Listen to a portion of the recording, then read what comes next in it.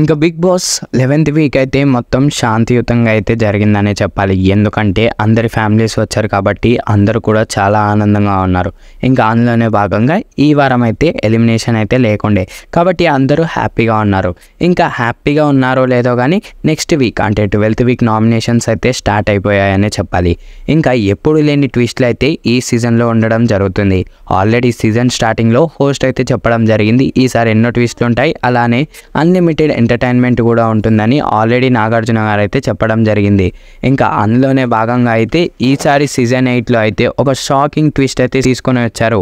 అదేంటంటే ప్రతిసారి housemates nominate చేసుకుంటారు బిగ్ బాస్ హౌస్లో, కానీ ఈసారి మాత్రం బిగ్ బాస్ ఒక కొత్త ప్లాన్ అయితే వేశారు. అదేంటంటే ఇప్పటి వరకు ఎంతమంది అయితే ఎలిమినేట్ అయ్యారో అంటే సోనియా, మణికంఠ, నైనిక ఇలా ఎంతమంది అయితే ఎలిమినేట్ అయ్యారో వాళ్ళనైతే మళ్ళొకసారి బిగ్ బాస్ హౌస్లోకి పిలిచి వాళ్ళైతే హౌస్మేట్స్ని అయితే నామినేట్ చేయాల్సి ఉంటుంది. ఇదైతే చాలా పెద్ద ట్విస్ట్. ఎందుకంటే అసలు బయట ఉండే ఆల్రెడీ ఎలిమినేట్ అయిపోయిన వాళ్ళని హౌస్మేట్స్ని ఎలా నామినేట్ చేయగలుగుతారు? ఇదేందో చాలా కన్ఫ్యూజింగ్గా ఉంది. ఇంకా దీని వెనుక ఏం రీజనో బిగ్ బాస్కే తెలియాలి. ఇంకా ఇది విన్న హౌస్మేట్స్ అందరూ ఒక్కసారిగా షాక్ అయ్యారు.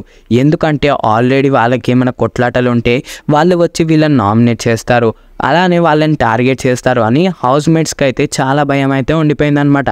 ఇంకా ఎలిమినేట్ అయిన మ్యాక్సిమం అందరు కంటెస్టెంట్స్ ఇప్పటి వరకు అయితే రోహిణి నామినేషన్స్లో లేదు కాబట్టి రోహిణిని అయితే నామినేషన్స్కి తీసుకొద్దామని అయితే ఒక ఫిక్స్ అయినట్టు ఉన్నారు.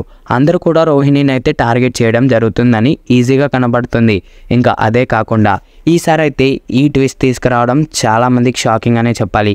ఎందుకంటే హౌస్మేట్ చూసుకోవాలి, కానీ బయట ఆల్రెడీ ఎలిమినేట్ అయిన వాళ్ళని తీసుకొచ్చి మరి నామినేట్ చేయడం అనేది చాలా రేర్. ఇంకా బిగ్ బాస్ అయితే సీజన్ 8లో ఎక్కడ లేని ట్విస్ట్లతో ఎక్కడ లేని ఐడియాస్తోనైతే తీసుకొని రావడం జరుగుతుంది. ఇంకా మీకేమనిపిస్తుంది?